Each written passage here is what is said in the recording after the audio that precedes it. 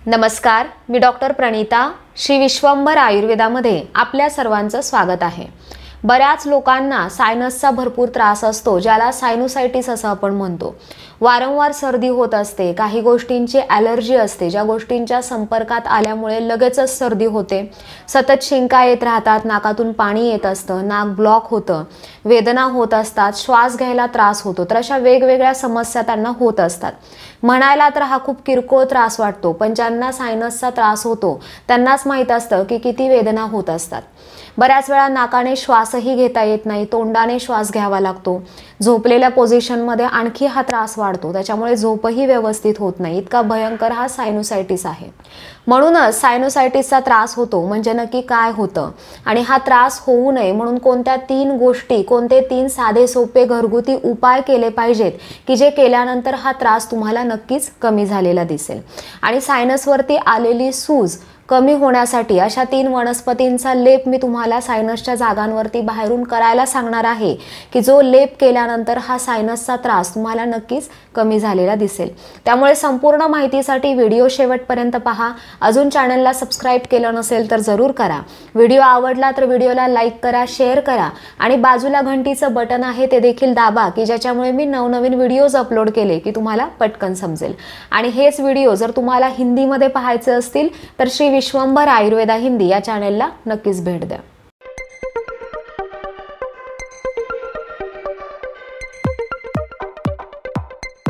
Sinus म्हणजे काय तर आपल्या चेहऱ्याच्या आणि कवटीच्या हाडांमध्ये ज्या हवेच्या पोकळ्या असतात त्याला सायनस असं म्हटलं जातं।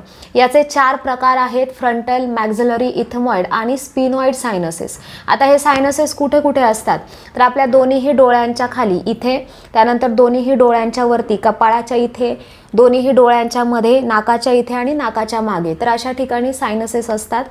जेव्हा या सायनसला सूज येते त्यावेळेस या ठिकाणी प्रचंड वेदना होतात आणि कधी-कधी हा भाग लालसर झालेलाही दिसतो। सायनुसायटिसचा त्रास होतो म्हणजे नक्की काय होतं तर आता मी तुम्हाला जी सायनसची ठिकाणं सांगितली त्या सायनसचे दरवाजे नाकाच्या आतमध्ये उघडतात आणि हे सायनस सतत एक प्रकारचा पातळ स्राव, ज्याला म्युकस असं आपण म्हणतो, तर तो म्युकस ते सतत सिक्रेट करत असतात आणि ते पातळ स्राव तो आधी नाकामध्ये उतरतो, नाकातून घशात उतरतो। तर ही प्रोसिजर जी आहे ती आपल्या नकळत सातत्याने आपल्या शरीरामध्ये सुरूच असते।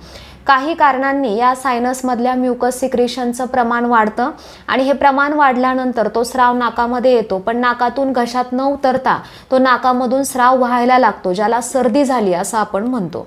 आता या सायनसमध्ये म्युकस सिक्रेशनचं प्रमाण वाढल्यानंतर तो म्युकस सायनसेसच्या इथे साठून राहतो आणि साठून राहिल्यामुळे त्या ठिकाणी नंतर बॅक्टेरिया आणि व्हायरसचं इन्फेक्शन व्हायला लागतं। जसं डबक्यामध्ये पाणी साठल्यानंतर ते पाणी खराब होतं तसंच या ठिकाणी होतं आणि परत काही दिवसांनी मग नाकामधून घट्ट असा स्राव व्हायला लागतो, घट्ट असा शेंबूड यायला लागतो। काही दिवसांनी त्या शेंबडाचा कलर बदलतो, कधी पिवळसर रंगाचा तो दिसतो आणि त्या ठिकाणी हा स्राव एकवटल्यामुळे श्वास घ्यायला त्रास होतो, त्या ठिकाणी वेदना होतात, याला सायनुसायटिस असं आपण म्हणतो। सायनसचा त्रास होऊ नये म्हणून उपाय काय करायचे तेही आता आपण बघूयात। अगदी साधे सोपे घरी करता येण्यासारखे 3 उपाय मी तुम्हाला या व्हिडिओमध्ये सांगणार आहे, जे उपाय सातत्याने केल्यानंतर हा सायनसचा त्रास तुम्हाला नक्कीच कमी झालेला दिसेल। सर्वात महत्त्वाचा पहिला उपाय आहे तो म्हणजेच या त्रासाची कारणं दूर करणं। ज्या कारणांमुळे हा आजार झालाय ती कारणं सगळ्यात आधी बंद करणं हा सगळ्यात महत्त्वाचा पहिला उपाय आहे। कोणत्याही आजाराची जर तुम्ही ट्रीटमेंट घेताय आणि त्याची कारणं जर सुरूच असतील तर त्या ट्रीटमेंट घेण्याचा फारसा फायदा होत नाही। त्यामुळे निदान परिवर्जन, कारणं दूर करणं हा सगळ्यात महत्त्वाचा पहिला उपाय आहे। ही कारणं कोणती तर थंड पदार्थांचं सेवन करणं, थंड हवेमध्ये फिरणं, नाक, कान, डोकं पॅक न करता थंड हवेमध्ये फिरणं, मूत्र, पुरीश, छर्दी म्हणजेच लघवी, संडास आणि उलटी ह्या नैसर्गिक वेगांचं धारण करणं, त्यानंतर धूर, प्राण्यांचे केस, फरच्या पांघरुणांचे केस याच्या कॉन्टॅक्टमध्ये राहणं, दिवसा झोपणं, रात्री जागरण करणं, पाणी जास्त प्रमाणात पिणं, पाण्यामध्ये जास्त वेळ राहणं, आहारामध्ये जड, गोड, थंड, अतिरुक्ष, अभिषंधी म्हणजे चिकट असे स्राव निर्माण करणारे पदार्थ आहारामध्ये घेणं, अजीर्ण असतानाही आहार घेणं, खाल्ल्यानंतर लगेचच झोपणं किंवा खाऊन अंघोळ करणं, त्यानंतर फार बोलणं, चिडचिड करणं, वातावरणामध्ये होणारे बदल किंवा फार डोकं खाली जाईल म्हणजेच उशी न घेता किंवा फार उंच उशी घेऊन झोपणं. तर अशी वेगवेगळी सायनसची कारणं आहेत जी कारणं घडल्यानंतर हा त्रास वाढू शकतो. त्यामुळे आपल्या प्रत्येकालाच माहित असतं की आपण काय चुका करतो. त्यामुळे यातील जी कारणं आपल्यामध्ये दिसत आहेत ती कारणं आधी बंद करणं हा सर्वात महत्त्वाचा पहिला उपाय आहे. दुसरा महत्त्वाचा उपाय आहे पाण्यात काहीही न टाकता साध्या पाण्याची दिवसातून 3 ते 4 वेळा वाफ घेणं.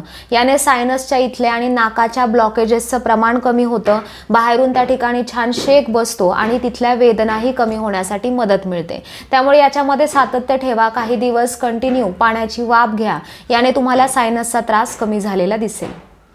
तिसरा उपाय आहे ज्यात तुम्हाला पुनर्नवा, आंबे, हळद आणि सुंठ या 3 वनस्पती लागणार आहेत.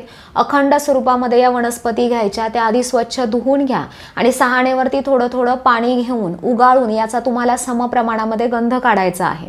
आणि हा काढलेला गंध सायनसच्या ज्या जागा आहेत म्हणजेच कपाळावरती, नाकावरती आणि डोळ्यांच्या खाली गालाच्या इथे, तर बाहेरून याचा तुम्हाला पातळ असा लेप करायचा आहे.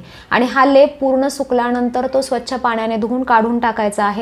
हा प्रयोग दररोज सकाळी रात्री सातत्याने करायचा आहे. हा प्रयोग केल्यानंतर सायनसवरती आलेली सूज कमी होते, त्या ठिकाणच्या वेदना कमी होतात आणि सायनसमध्ये जो भरलेला म्युकस आहे तो हळूहळू कमी कमी होऊन ती जागा मोकळी व्हायला मदत मिळते आणि अशा प्रकारे सायनसचा त्रासही तुम्हाला कमी झालेला दिसेल. तर या व्हिडिओमध्ये सांगितलेले 3 उपाय जर तुम्ही सातत्याने केले तर हा सायनसचा त्रास तुम्हाला नक्कीच कमी झालेला दिसेल. पण तुम्हाला बऱ्याच वर्षापासून हा त्रास असेल, क्रॉनिक सायनुसायटिसचे पेशंट असतील, तर ह्या उपायांसोबत तुम्ही आयुर्वेदिक औषधांची मदत घेतली तर ह्या सायनसच्या त्रासापासून तुम्हाला नक्कीच मुक्तता मिळेल. कारण सायनुसायटिससाठी जर तुम्ही तात्पुरते नेझल स्प्रे किंवा नाक गळणं थांबवणारी औषधं घेत असाल तर तेवढ्यापुरतं बरं वाटतं, पण मुळापासून हा आजार जात नाही. या औषधांच्या सातत्याच्या वापराचे नंतर तुम्हाला साईड इफेक्ट दिसायला लागतात. म्हणून व्हिडिओमध्ये सांगितलेले उपाय करून बघा आणि परिणाम मला कमेंट करून नक्की सांगा. गरज वाटल्यास चांगल्या वैद्यांकडून आयुर्वेदिक औषधं घ्या आणि परिणाम बघा. माहिती उपयुक्त वाटल्यास व्हिडिओला लाईक करा, जास्तीत जास्त शेअर करा की ज्यामुळे गरजू व्यक्तींना या व्हिडिओतील माहितीचा नक्कीच फायदा होईल. चॅनेलला सबस्क्राईब करा, बेल आयकॉनवरती क्लिक करायला विसरू नका की ज्यामुळे माझ्या नवनवीन व्हिडिओंचे नोटिफिकेशन्स तुम्हाला मिळतील. धन्यवाद.